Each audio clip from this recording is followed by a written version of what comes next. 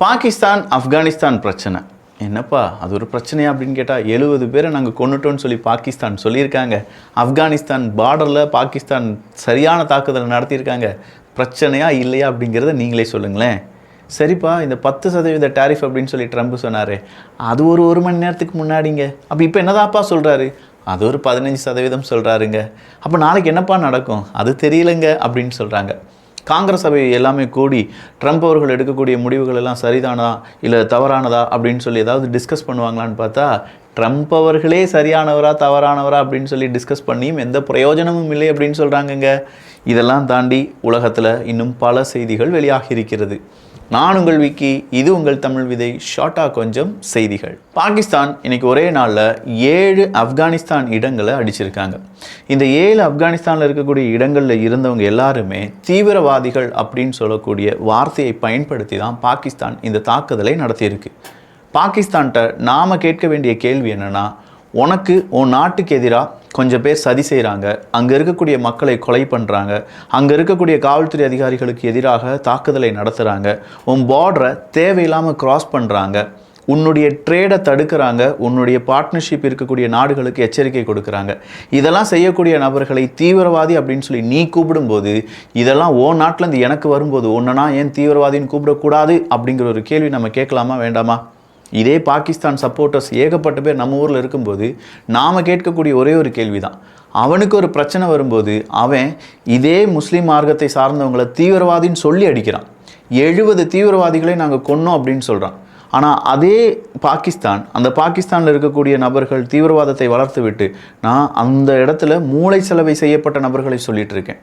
அந்த தீவிரவாதிகள் நம்ம நாட்டுக்குள்ளே வந்து நம்ம ஊர் மக்களை கொன்று நம்முடைய அமைதியை சீர்கெடுத்து நம்முடைய சுற்றுலாத்தலத்தை சீர்கெடுத்து இதெல்லாம் செய்யும்போது அவனையே நம்ம தீவிரவாதின்னு சொல்லக்கூடாது.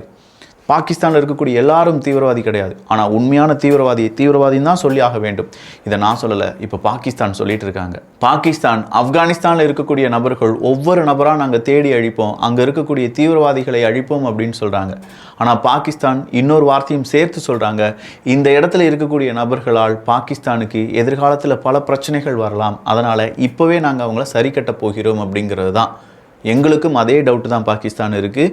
உன் நாட்டில் இருக்கக்கூடிய தீவிரவாத அமைப்புகள், நீ அடைக்கலம் கொடுத்து வைத்திருக்கக்கூடிய தீவிரவாதிகளுடைய ஹெட்டு, இவனை எல்லாரும் பிற்காலத்தில் எங்களுக்கும் பல அச்சுறுத்தலை உருவாக்கலாம் அப்படின்னு சொல்லிட்டு இருக்கோம்.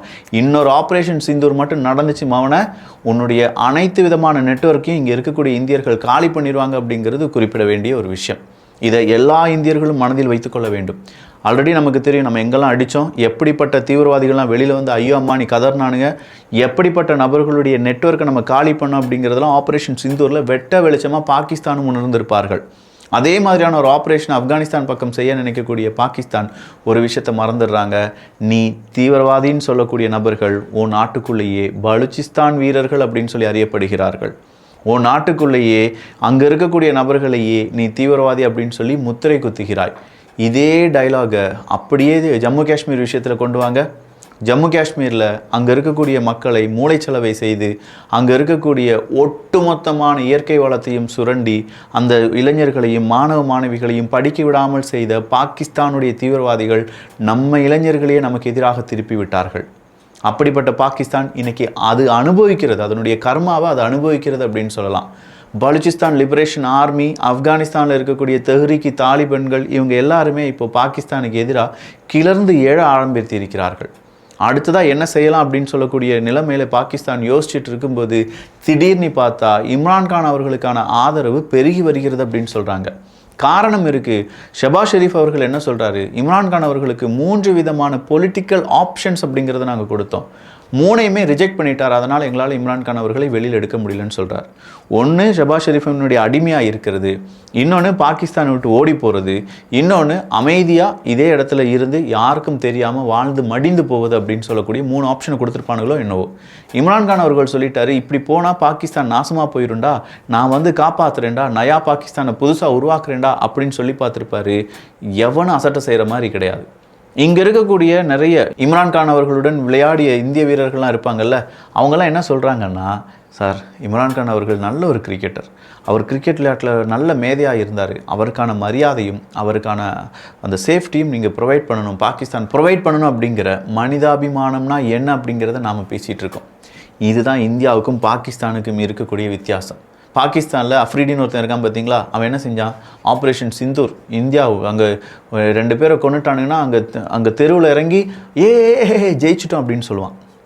இவன் உண்மையான ஒரு கிரிக்கெட்டரா, இம்ரான்கான் அவர்கள் பாவம்யா, அவங்களுக்கு நல்லபடியான ஒரு வாழ்க்கை கொடுங்க, சேஃப்டியாக அவங்கள வச்சுக்கோங்கன்னு சொல்கிற இந்தியர்கள் நல்ல மனிதர்களா? இதுதான் சாயிர் அஃப்ரீடியா மாதிரியான நபர்களுக்கும் சுனில் கவாஸ்கர் மாதிரியான நபர்களுக்கும் இருக்கக்கூடிய வித்தியாசம். ஸோ இந்த இடத்துல பாகிஸ்தான் ஆப்கானிஸ்தான் அப்படிங்கிற பிரச்சனை நாளுக்கு நாள் பெருசாகிட்டே இருக்குது. எவ்வளோ பெரிய பிரச்சனையாக இருந்தாலும் அதுக்கு ஒரு பீக் பாயிண்ட் இருக்கும். அந்த பீக் பாயிண்டில் தான் யார் பெருசு, யார் உண்மை, யார் போய் அப்படிங்கிறதுலாம் நமக்கு தெரிய வரும். அந்த பீக் பாயிண்ட்டுக்கு இன்னும் அந்த ஆப்கானிஸ்தான் பிரச்சனை வரவில்லை என்பது குறிப்பிடத்தக்கது. அடுத்ததாக ஹங்கேரி 20வது முறையாக ரஷ்யாவுக்கு எதிராக பொருளாதார தடையை விதிக்கலாம் அப்படின்னு சொல்லி ஐரோப்பிய ஒன்றியம் கூடி உட்காந்து பேசிகிட்டு இருக்கும்போது நடுவில் யாரோ தும்முறாங்க. என்னடா முடிவெடுக்கும்போது தும்முறியே, சகுனம் சரியில்லையே அப்படின்னு சொல்லி கேட்க, அது ஐரோப்பிய ஒன்றியம் கையை தூக்க, சார் நீங்கள் பாட்டுக்கு என்ன செஞ்சிடுறீங்க, ரஷ்யாவின் மீது பொருளாதார தடை போடுறேன்னு சொல்கிறீங்க, பட் எனக்கு ரஷ்யாவினுடைய ஆயில் தேவை, என் நாட்டுக்கு அந்த ஆயில் வர்றதா இருந்தால் மட்டும்தான் நான் இந்த பொருளாதார தடைக்கும் உக்ரைனுக்கான உதவிக்கும் சம்மதம் தெரிவிப்பேன். அப்படி இல்லைனா ஏன்ட்ட ஒரு மேஜிக் பவர் இருக்குது, அந்த மேஜிக் பவரை வச்சு நான் என்ன செஞ்சிருவேன், அதை தடுத்துருவேன், வீட்டோ பண்ணிடுவேன் அப்படின்னு சொல்லியிருக்காங்க ஹங்கேரி. ஸோ ஹங்கேரி ரஷ்யாவினுடைய நண்பன். அதை விட அப்பார்ட் ஃப்ரம் தேட், ஹங்கேரிக்கு ரஷ்யாவினுடைய ஆயில் தேவைப்படுது. அடுத்த ஆயில் வாங்கினா எனக்கு கூடுதல் காசு செலவாகுது, என்னால் முடியலை, அதனால் ரஷ்யாவினுடைய ஆயில் எனக்கு வேணும் அப்படின்னு சொல்லி அவங்க நாட்டு மக்களுக்காக ஹங்கேரி போராடி நிற்கிறாங்க. இதுக்கு இனிமேல் எத்தனை நாடுகள் பதில் சொல்ல போகிறாங்க, எத்தனை நாடுகள் ஓட போகிறாங்க அப்படிங்கிறதுலாம் தெரியலை, பொறுத்திருந்து பார்க்கலாம். அமெரிக்காவினுடைய சீக்ரெட் சர்வீஸ் இன்றைக்கி ஒரு நபரை சுட்டு கொண்டு இருக்கும் அப்படின்னு சொல்லக்கூடிய தகவலை கொடுத்துருக்காங்க. எதுக்காகப்பா சுட்டு கொண்டீங்க அப்படிங்கிற கேள்விக்கு, இல்லை அவர் ட்ரம்ப் அவர்களுடைய எஸ்டேட்டுக்குள்ளே வர நினைத்தார், எனவே நாங்கள் அவரை சுட்டு கொண்டு இருக்கோம் அப்படிங்கிறதா இப்போது அமெரிக்காவினுடைய சீக்ரெட் சர்வீஸ் கொடுத்துருக்கக்கூடிய தகவல். ரஷ்யா உக்ரைன் போர் நின்றுச்சாப்பா அப்படின்னு கேட்டால், இல்லைப்பா வாய்ப்பு இல்லையாமே, இன்றைக்கி ஒரே நாளில் 50 ட்ரோன் அட்டாக்கை நடத்தியிருக்காங்களாம் ரஷ்யா. அப்படி நடத்தினதில் அட்லீஸ்ட் 1% கில்டு அப்படின்னு சொல்லி போட்டிருக்காங்க உக்ரைனுடைய ஊடகம்.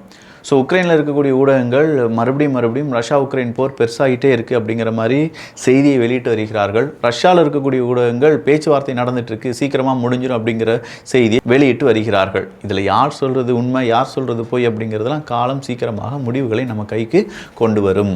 அமெரிக்கா ஈரான் அதுக்கும் ஏதாவது சிக்கல் இருக்கான்னு கேட்டால், சார் சிக்கல் இருக்கிறது உண்மை தான். ஈரான் சொல்லியிருக்காங்க, அடிக்கிறா இருந்தால் நாங்களும் அடிக்க ரெடியாக தான் இருக்கோம். ஆனால் இன்னொரு விஷயம் நாங்கள் உங்களுக்கு சொல்ல மறந்துட்டோம், பேச்சுவார்த்தை நடத்துவதற்கான முயற்சிகளை மேற்கொண்டிருக்கிறோம், அதில் எந்த மாற்றமும் கிடையாது.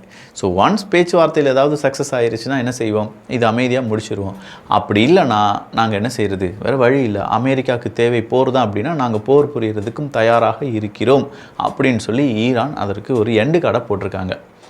நார்மலாக எண்டு கார்டு போகிறது எப்படி இருக்கும், எஸ் ஆர் நோ சொல்லி போடுவாங்க. இந்த முறை அவங்க சொல்லியிருக்கிறது என்னென்னா, நாங்கள் பேச்சுவார்த்தை நடத்துகிறோம், அது ஃபெயிலியர் ஆச்சு, அமெரிக்கா எங்கள் மேலே அடிக்கிறாங்க அப்படின்னா நாங்கள் அமெரிக்காவை அடிப்போம். ஸோ இதில் இனிஷியலைசேஷன் யார் செய்கிறாங்க அப்படின்னு பார்த்தீங்கன்னா அமெரிக்கா செய்கிறாங்க.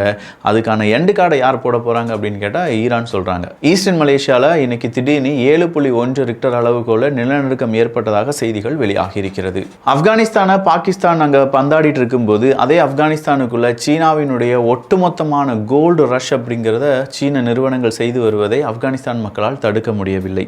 ஸோ ஆப்கானிஸ்தான் வீழ்ந்து விட்டது அப்படின்னு சொல்கிறத விட பல நாடுகளுடைய சதியால் வீழ்த்தப்பட்டது. அதுலேயும் சீனா எப்படி அந்த வீழ்ந்து கிடக்கக்கூடிய தேசத்திலிருந்து நம்ம என்ன செஞ்சிடலாம், கோல்டெல்லாம் அள்ளி எடுத்துடலாம், மினரல்ஸை தூக்கிடலாம், அப்படி எடுத்து சாப்பிடலாம் அப்படின்னு நினச்சிட்டு இருக்காங்களோ என்னவோ, பட் அவங்க கூடுதலான மைண்ட்ஸை தோண்டிட்டு இருக்காங்க என்கிற தகவல் கூடுதலாக வெளியாகி இருக்கிறது. 500 மில்லியன் பவுண்டு உனக்கும் எனக்கும் அக்ரிமெண்ட், யாருக்கு, ஈரானுக்கும் அந்த பக்கமாக இருக்கக்கூடிய ரஷ்யாவுக்கும். எதுக்காக இந்த அக்ரிமெண்ட் நடத்தப்படுது, ஷோல்டர் ஃபயர்டு மிசைல் அப்படிங்கிறதுக்காக. ஸோ ஷோல்டரில் வச்சு மிசைல் ஃபயர் பண்ணுற அந்த ஆயுதத்துக்கு 500 மில்லியன் பவுண்ட் அப்படிங்கிறத நாங்கள் உனக்கு கொடுக்க ரெடியாக இருக்கோம், அது நம்ம டீல் பண்ணிக்கலாம் அப்படின்னு சொல்லி ஈரான் ரஷ்யாவிடம் இருந்து ஆயுதம் வாங்குவதற்கான அந்த அக்ரிமெண்ட்டில் சைன் போட்டிருக்காங்க. பென்டகன் பிஸா இண்டெக்ஸ் அப்படின்னு சொல்லி ஒரு விஷயத்தை நான் கவனித்தேன். அதில் பிஸா ஆர்டர் பண்ணியிருக்காங்க பென்டகன் ஆஃபீஸில் இருக்கிறவங்க. அப்போ எந்த டைமில் அவங்க ஆஃபீஸ்லேருந்து அந்த பிஸா ஆர்டர் பண்ணியிருக்காங்க, அதனால் அமெரிக்கர்களுக்கு என்ன பாதிப்பு, இதனால் பிற நாடுகளுக்கு என்ன பாதிப்பு அப்படிங்கிறதெல்லாம் விலாவரியாக விளக்குகிறது தான் இந்த pizza index. How late night pizza orders can signal impending military actions அப்படின்னு சொல்லக்கூடியதை ரொம்ப வெளிப்படையாகவே சில நபர்கள் அனாலிசிஸ் பண்ணியிருக்காங்க என்பது குறிப்பிடத்தக்கது. ஈரானில் யூனிவர்சிட்டி ஸ்டூடெண்ட்ஸ் மீண்டும் அவங்களுடைய போராட்டத்தை ஆரம்பித்திருப்பதாக செய்திகள் வெளியாகி இருப்பது ஈரானுக்கு பெரும் கெட்ட செய்தி தான். இந்தியாவை பொறுத்த வரைக்கும் பங்களாதேஷுடன் மீண்டும் இணைந்து அடுத்த கட்ட நடவடிக்கையில் ஈடுபட காத்து கொண்டிருக்கிறோம் அப்படிங்கிற சிக்னலை கொடுத்திருக்காங்க. இந்தியா பங்களாதேஷினுடைய உறவு மேம்படுமா அப்படிங்கிறத பொறுத்திருந்து பார்க்கலாம். ஸோ ஓவராலாக நிறைய செய்திகள் பார்த்துருக்கீங்க. இந்த செய்திகள் பற்றி உங்களுடைய கருத்துக்கள் இங்கே வரவேற்கப்படுகின்றன. எல்லோரும் தமிழ் விதையில் இணைந்திருங்கள். நல்லதை பகிர்ந்து நல்ல சமுதாயத்தை உருவாக்குவோம். நன்றி, வணக்கம்.